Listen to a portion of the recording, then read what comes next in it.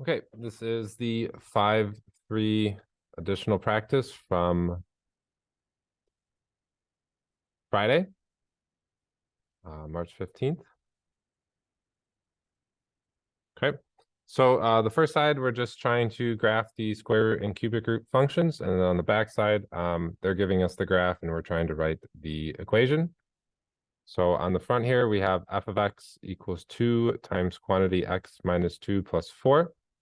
So the first thing to note is that this is a perfect, or this is a square root function, okay, rather than a cubed root. So our graph should, let me widen this.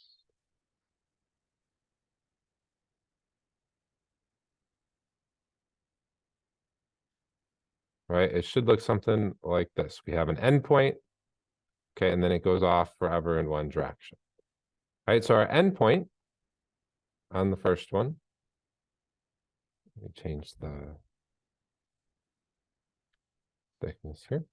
Right, if we write our general form, we have f of x equals a square root of x minus h under the radical, and then outside the radical, we have plus k.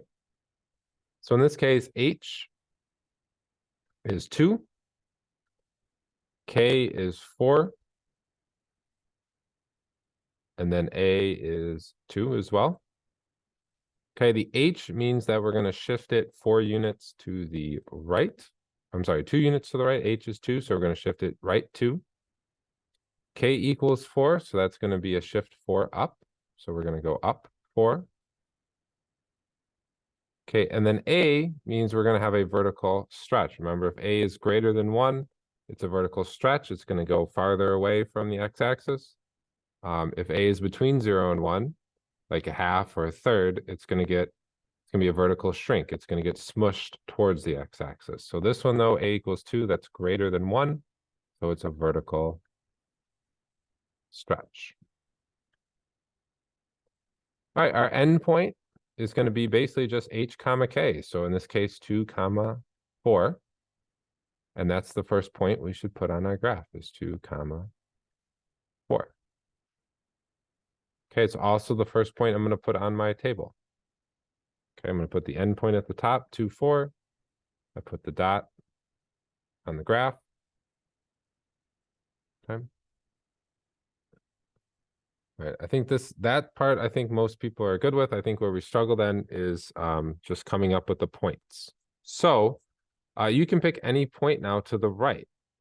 So I'm not going to have any points to the left because those are going to give me negatives under my radical, which I can't have. I can only have positives, 0 or positives. So I need to just pick points to the right. So I could pick 3, 4, and 5. That would work. You would just end up getting decimals, but that's perfectly fine. You take these points, you substitute them into the in for x, and you find your y values, your f of x values. Okay, but I'm going to strategically pick my x values so that I get perfect squares. So my list of perfect squares, if we need a reminder right here, is 0, 1, 4, and 9. Okay, so I'm looking just at the radical here, which is x minus 2. And I'm looking for which x values are going to get me these perfect squares. So the first one I want to get is 0. So that would have to, x would have to be a 2. 2 minus 2 is going to give me 0. So that's why my first x value is a 2. Right? What x value is going to give me a 1 under the radical? I need to plug in a 3 for x. 3 minus 2 is what gives me a 1. So I'm going to pick 3. 6 minus 2 is what gives me 4. And then 11 minus 2 is what's going to give me 9. So I'm strategically picking my x values here so that when I substitute into my equation, I'm getting perfect squares. Okay, you don't have to pick those. I just like the perfect squares because then I get whole numbers. All right, so I can plug these x values into my equation by hand, right? And then do it mentally. But for a lot of us, maybe we want to use the calculator. So I have the calculator pulled up here. So if I'm looking at my equation, I'm just gonna type in the exact same function here after the equal sign, except instead of x, I'm gonna put in the number we have for our x value here. So it's gonna be 2 times the square root. Instead of x, I'm gonna substitute in a 2.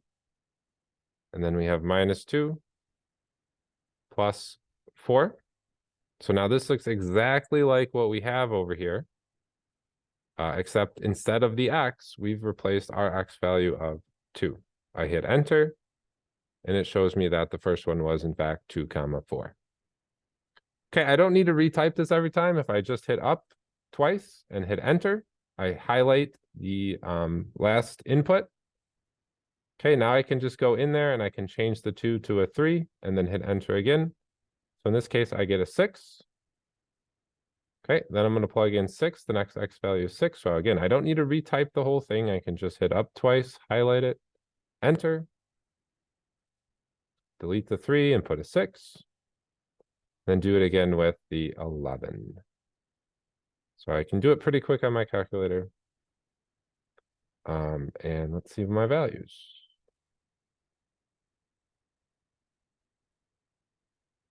Okay, so we got 3, 6, 6, 8, and then 11, 10.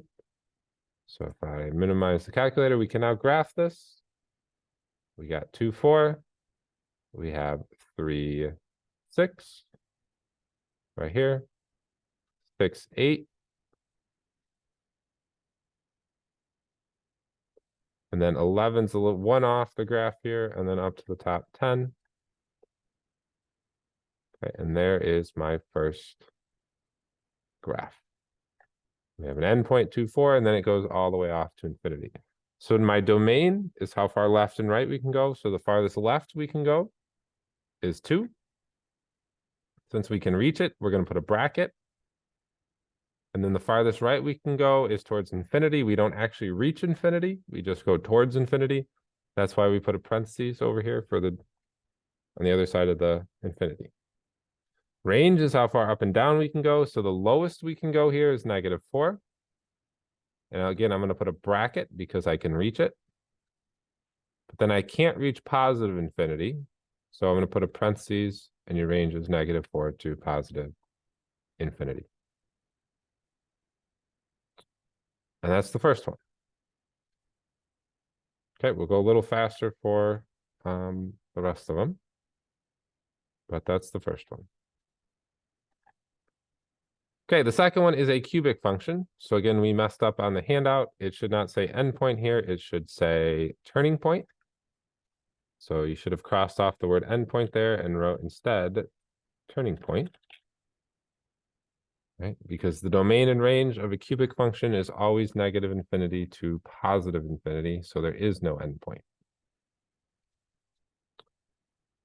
Right, so our endpoint then, right, is -4, 0. And we get that because of our transformation. So again, if I write the general form here, f of x equals a, and then cubed root of x minus h plus k.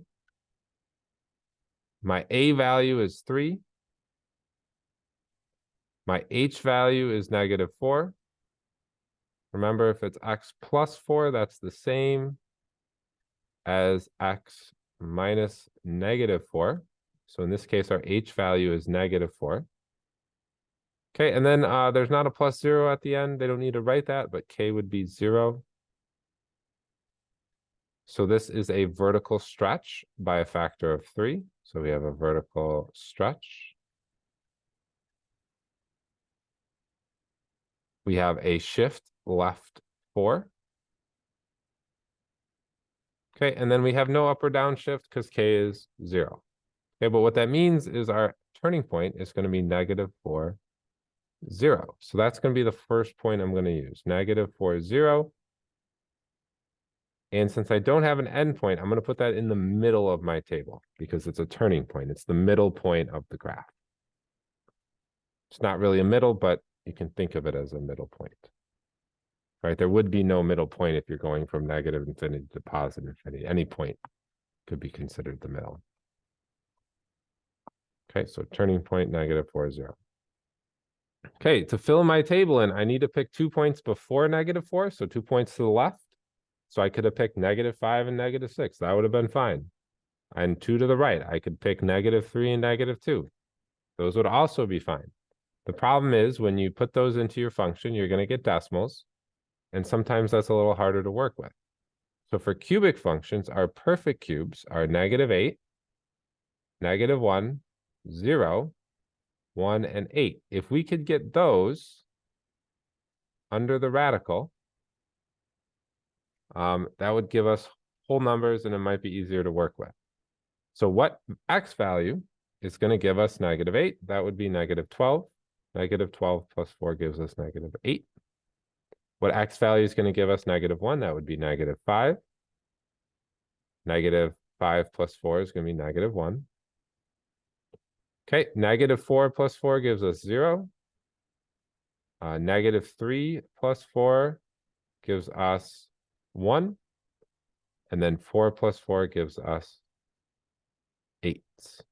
So shouldn't have written a 1 here, but 4.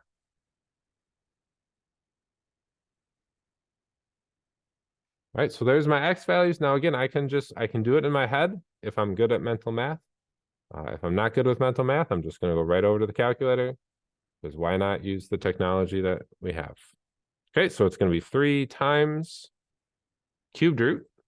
So I need to make sure I use cubed root instead of square root. And then instead of x plus 4, I'm going to do -12 plus 4 and hit enter. Okay, don't need to retype it. I just hit up twice, highlight it, hit enter, change the -12 to -5, enter, highlight it, -4, do it 2 more times, -3, and the last one is 4 plus 4. Okay, and there's our whole table. So those are the 5 points we're going to use. -6, -3, and then we just can plot them and then fill in our domain range, and we're done. So -12, -6, it's a little off the graph, but it's going to be somewhere over here. 2, 4, -5, -3 is right here. -3, 3 is here. And then 4, 2, 4, 6 is up here.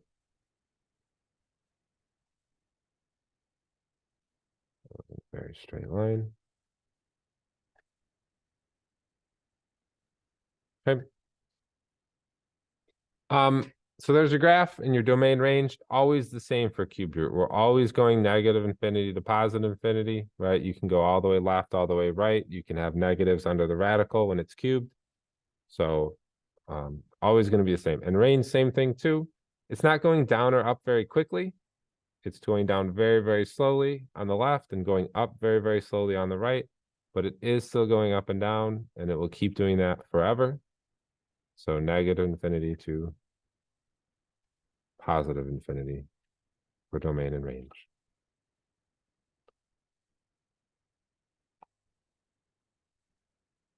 All right, that's the second one. Okay, third one is also a cubic function. So again, you shouldn't have the word endpoint there. We should have crossed that off and written turning points.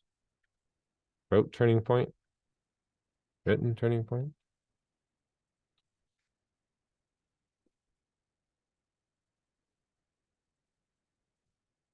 Okay, so we're gonna write our transformations first here. You know, what's A, what's K, what's H? So A is going to be -2. A cubed root x minus H plus K. Okay, H here is going to be 3, +3, right? X minus H, X minus 3. So H is +3. And then K is going to be 1, which means our turning point is going to be 3, 1, because we have a shift of 3 to the right and 1 up. Okay, A equals -2. This tells us two things. One, the negative tells us that it's reflected over the x-axis. So it's going to be flipped upside down. It also tells us we have a vertical stretch by a factor of 2. So we have a vertical stretch by 2.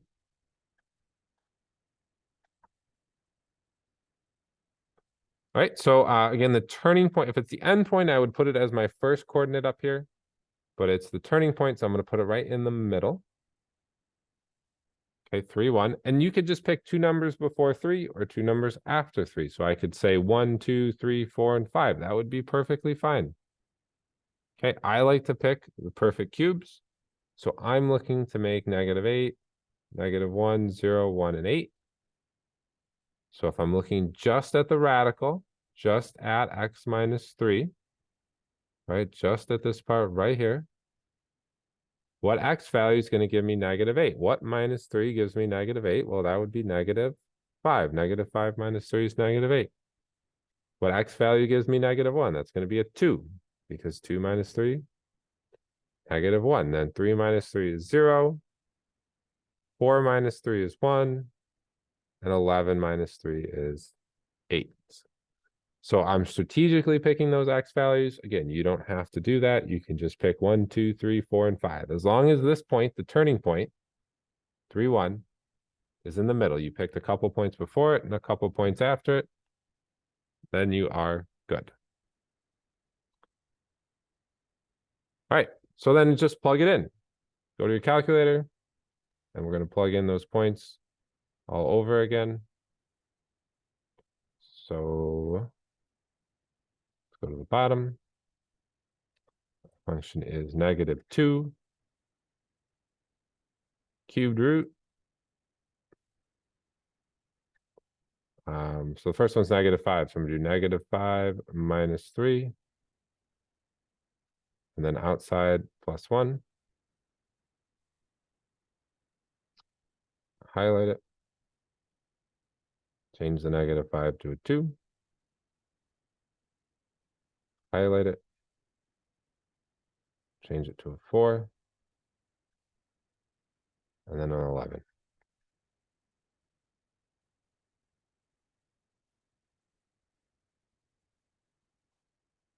Okay, so we can do -5, 5, -2, 3, 4, -1, and then 11, -3.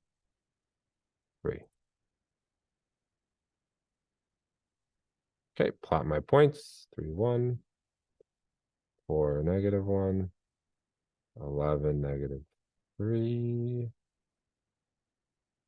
2, 3, -5, 5, right there. That wasn't a very good line. Let me try to redraw that. That wasn't very good either. Okay, but there's your graph. Okay, we got our vertical stretch by a factor of 2. You notice it's upside down, it's flipped, and our center was shifted over 3, 1, 3 to the right, 1 up. Domain, -infinity to infinity, just like all cubic functions are. Range, also -infinity to infinity. Right, it's not going up or down very quickly, but it is going up very slowly on the left, and very slowly it's going down on the right.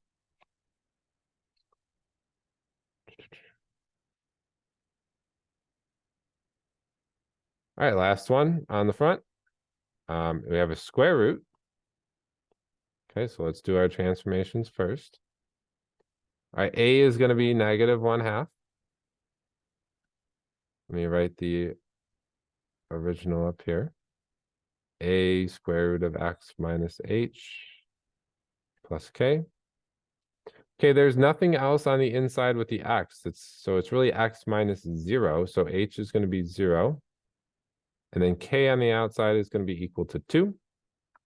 So this is going to be, there's no horizontal shift. It's going to go up 2. And then it's going to get, a is negative, so there's two things here. It's going to get reflected over the x-axis, so it's going to be flipped.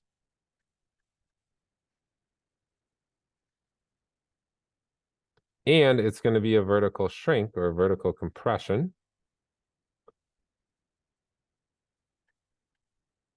Because it's between 0 and 1, it's half. So it's going to get smushed towards the x-axis. Okay, so our endpoint then, right? It's a square root, so it has an endpoint. It doesn't go all the way left and right. It has an endpoint. Is going to be 0, 2, right? Because it's just getting shifted up 2. It's not going left or right. So 0, 2 right here. Okay, so I'm going to make that my first point. Okay, under the square root, we just have x. So I'm trying to get perfect. Again, you can just pick 1, 2, and 3. But if you want to try and get your perfect squares, we're not shifting the x at all. So I can just use 0, 1, 4, and 9. All right, I just need to plug those into my calculator. So again, let me get my calculator. Again, you can do it in your head. I can do it faster in my head than I can type it in the calculator. But I'm just putting it in to make sure we know what we're doing. So if you don't need to use the calculator here, you know, there's definitely no requirement. So control divide to get the fraction, 1/2. Square root.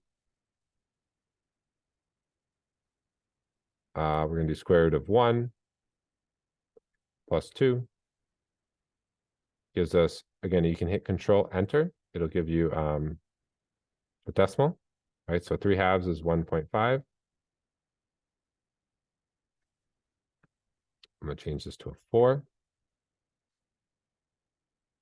And then I'm going to change it to a 9. This one's also going to be a fraction, so I'm going to do control enter to get 0.5. So this is going to be 1.5, 1, and then 0.5. And then I can graph it. Okay, so I have 1, 1.5, 4, 1, and then 9, 0.5. There's my graph. It's shifted 1 up. It's flipped, and it's smushed, right? Instead of going over 1, down 1, we're going over 1, down 1/2. Instead of going over 4, down 2 like we normally would, we're going down 1. So it's getting smushed by a factor of 1/2. So domain is going to be 0 to infinity, right? The farthest left we can go is 0. We're including it, so we put a bracket. We can't go all the way to infinity. You can't reach infinity, so we put a parentheses there.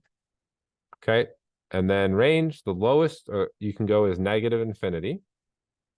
The highest we can go is up towards 2, so we put a bracket on the 2.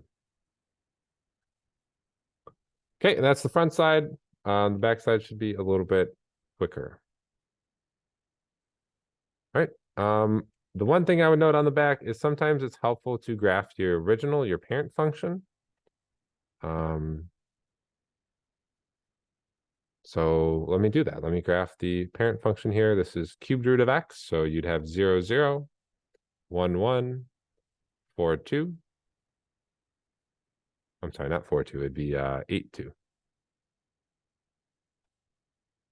And that should be in your notes. And we've now graphed it several times.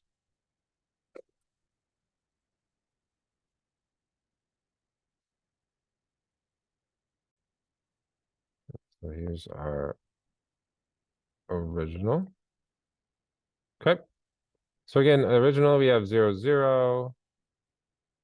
We have 1, 1, negative 1, 1, negative 1, negative 1. All right, so that's my original. Okay, so the transformations that are happening, right? We're going to shift this right 2, up 3. So we're going to go right 2. We're also going to go up 3.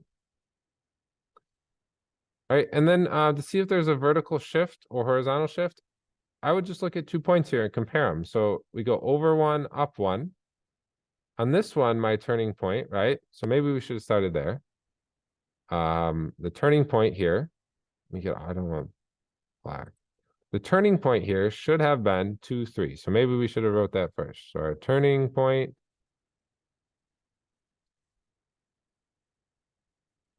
is 2, 3. We know that because that's when it goes from concave up, right? It's facing upwards to facing curving downwards, right? It's curving up and now it's curving down.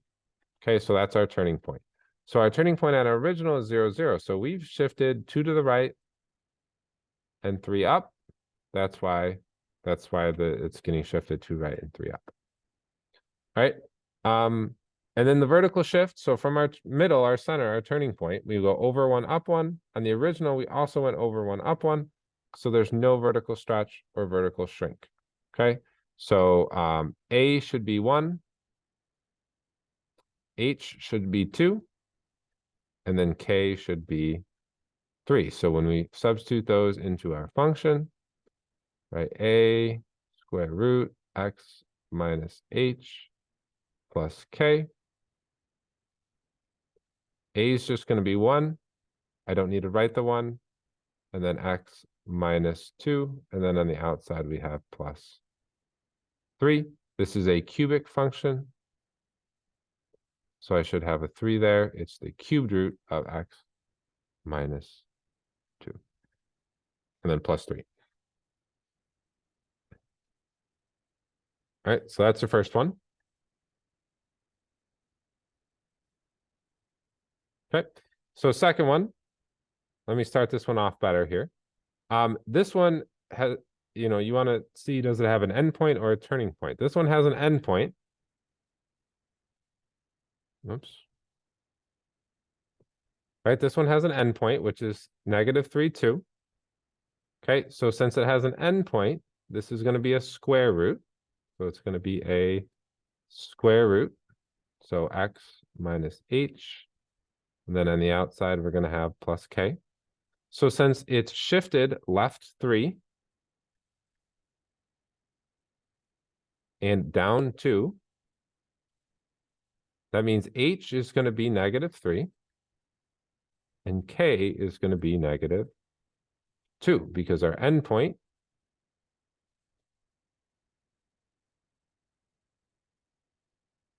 is -3, -2. Okay, the other thing is, if we graph our original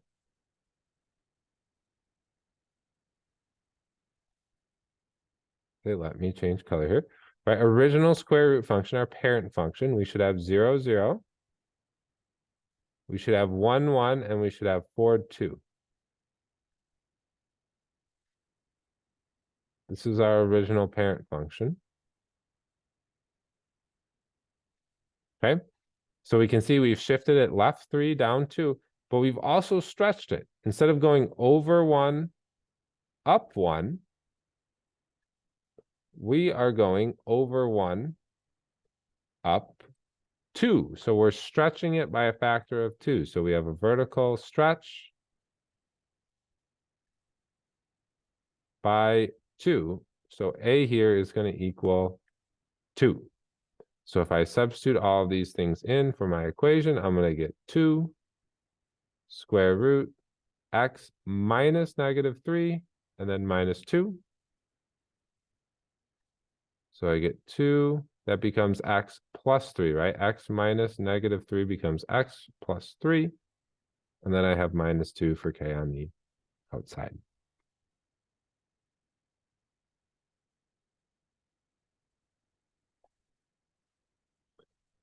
All right, number 7.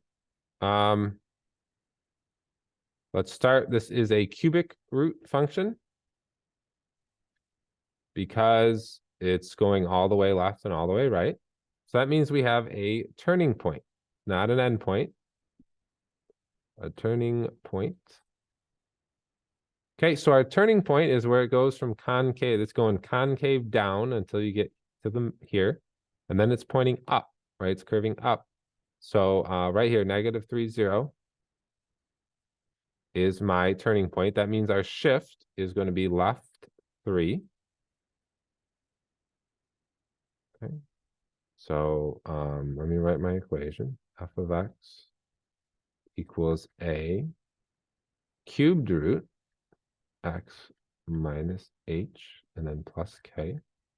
So this means my H is going to be -3 and my K is going to be 0 because I'm not shifting it up or down.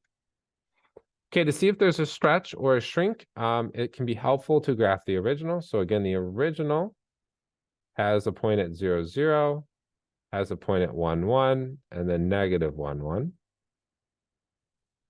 So it's going to look like this. Okay, so on the original, we go over 1, up 1. On ours, we go over 1, up 2. So we're going twice as high. We're stretching it by a factor of 2. So A equals 2, and we have a vertical stretch by a factor of 2. So then we can substitute all this in. We have f of x. This is 2 cubed root x minus negative 3, and then plus 0. Right? So then we don't need that plus 0. And then the x minus negative 3 becomes x plus 3. So cubed root of x plus 3. 3 left. Stretch of 2. And this is, I'm sorry, this is flipped. So it should be negative 2 out front here. There's the other thing. This is flipped. So it's reflected across the x-axis.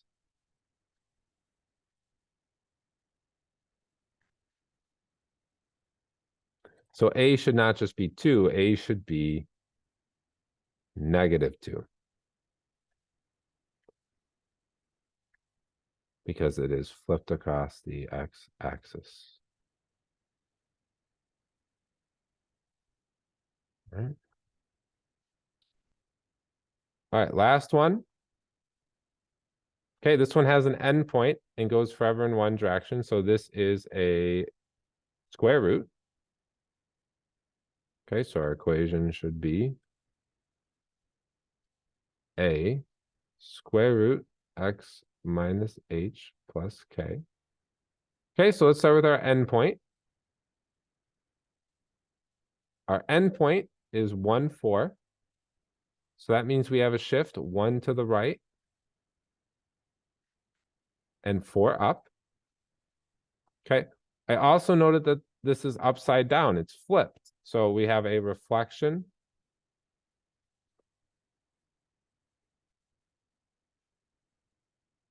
on the x-axis. Okay, and now we have to look for any stretch or shrink. So I need to compare it to my original parent function. So my parent function has 0.0, 0, 1, 1, 4, 2, 9, 3, right? So this is my original square root function. Okay, so on the original, we go over 1, up 1. On this one, we go over 1, down 1. So it's not getting stretched or shrinking. It's staying the same shape. It's just flipped upside down. So that means we have no stretch or shrink. So A is going to be negative 1. Right? It's just negative because it's getting flipped upside down and reflected across the x-axis and then shifted. Okay, and that's h then is 1 and k is 4, right? The endpoint's hk. So when I substitute that all in, right, I don't need to write the negative. I can just put the negative in front, and then it's x minus 1, and then plus 4. Okay, and that's everything you need to know, essentially, from 5.3.